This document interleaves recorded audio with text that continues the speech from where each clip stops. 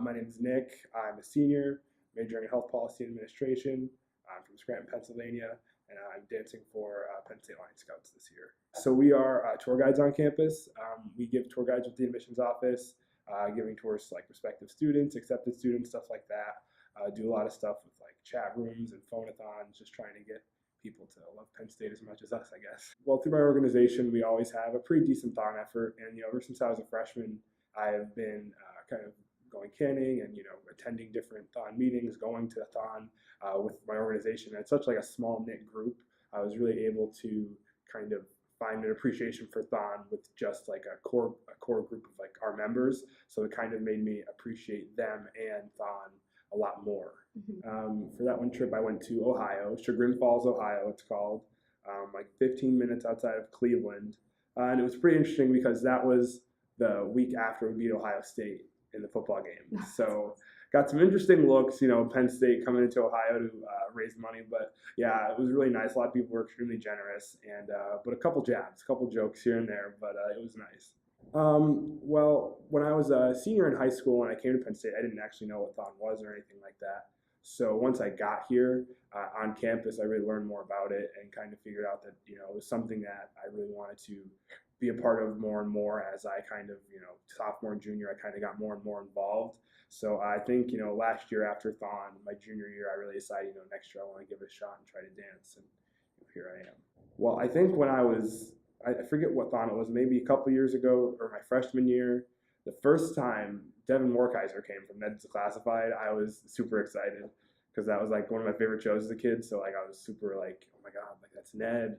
But yeah, I think that was pretty cool. I'll probably never forget that one. And also they do this thing like they did it a couple years now where these kids like jump rope, and it's like super cool. Like they're doing all these tricks and stuff. That's like probably one of my favorite performances I've seen at thon. I guess I'm just like trying to not overthink it, but like also at each day that passes, I get more and more nervous. So like I like try to do like random exercises in my room. Like, oh, I have 5 minutes. I'll do squats for 5 minutes or something like that. Or like, I'm a big germaphobe, so I take a lot of emergency.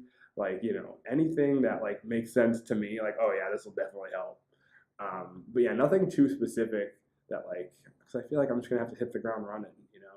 I've been there for like over 24 hours, 30 hours the past few years, so I'm hoping that my experience in the stands will communicate to the floor for the whole 46, but we'll see. I think that there's always like this notion of when you need help, like you could always go ask a friend, go do this, your family, stuff like that. But I think the notion of finding it within yourself is also super important because when you're able to be going through some tough time, when these kids are going through like their cancer and stuff like this, it's important that they look at themselves and kind of say this, I could do this myself, like I don't need any help, like I'm strong, all this, that you can kind of find that inspiration within yourself. And that's kind of what I think, the firefly, the lightning bug, like you can find that light in yourself in a sense. We have two, the Benners and Macaulays. The Benners are actually here in State College. They have both parents work on campus, so we're super close with them. They got to do a lot of cool stuff with the football team and the gymnastics team. Their thon child Noah and his sister Sydney, like they're always like active on campus. You see them like posting pictures of the football team all the time. They're really excited. But yeah, it is always fun because we see them so much. We don't see our other family, the Macaulays, as much. They live a little farther away, but we do get to see them thon weekend, which is great. Everything that thon does involving like families and even the dancers, like it takes a lot of courage just to put up with like the mental toll that all this takes.